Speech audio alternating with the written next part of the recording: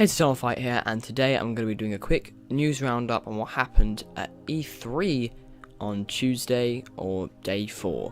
So, admittedly, not a whole lot happened on day 4 or Tuesday. I mean, not as much to offer as, let's say, Monday or Sunday even, but there is still stuff to cover, so let's just do that now. We got a slightly closer look at Wolfenstein 2, which has a very surprising first act for the same video game franchise that introduced thousands of pre-adolescent brains to Mecha Hitler and Nazi symbolism. You're playing as a war veteran and being whisked around in a wheelchair, which I would find good for most games, especially for one such as Wolfenstein, as this suggests a new direction in terms of focus and tone.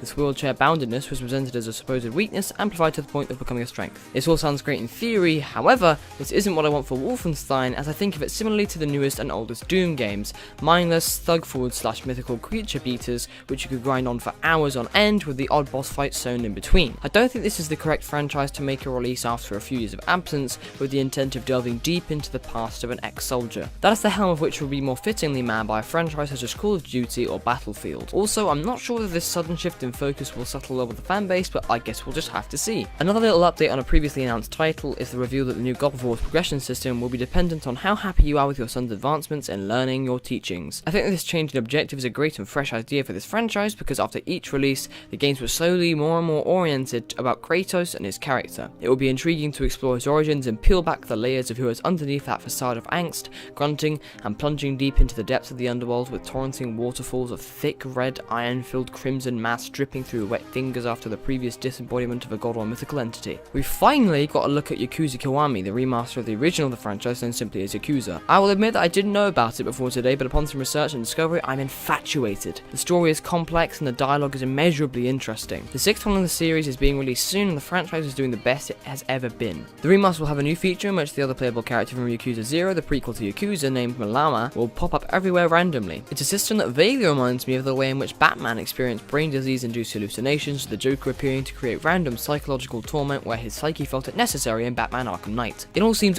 awesome. Adding a new layer of context to an already established chain of events is something that I just cannot object. It's so awesome to see ambition in video games once again. And now apparently Rocket League is also getting its own port to the Nintendo Switch. I guess they're just pretty desperate for relevant titles. Nintendo 3DS is getting modern Mario release Mario & Luigi Superstar Saga plus Bowser's Minions. In an actually new title, Metroid Samus Returns is coming to Nintendo 3DS and looks very good. But to be honest, I'm just really happy that we're finally getting another Metroid release after 7 years of a long hiatus from Nintendo. Then that very same company followed that bombshell with the fact that a new Pokemon RPG is coming to the Nintendo Switch, and it should be great. I imagine it being built on a similar concept and orientative design as something like Pokemon Go, just without all the damn mobility. Along with that, a new Kirby is coming, so it's very clear that Nintendo are cashing in on nostalgia as a marketing strategy, ironically, for the new generation of consoles. Nintendo Switch looks to be set up for a bright future in terms of success for Nintendo console in the 21st century, and finally, what I think is probably the most random thing of the night, motion controls are going to be implemented on the port for the Nintendo Switch for Skyrim. I mean, it'll be fun, but I mean, did we really need it?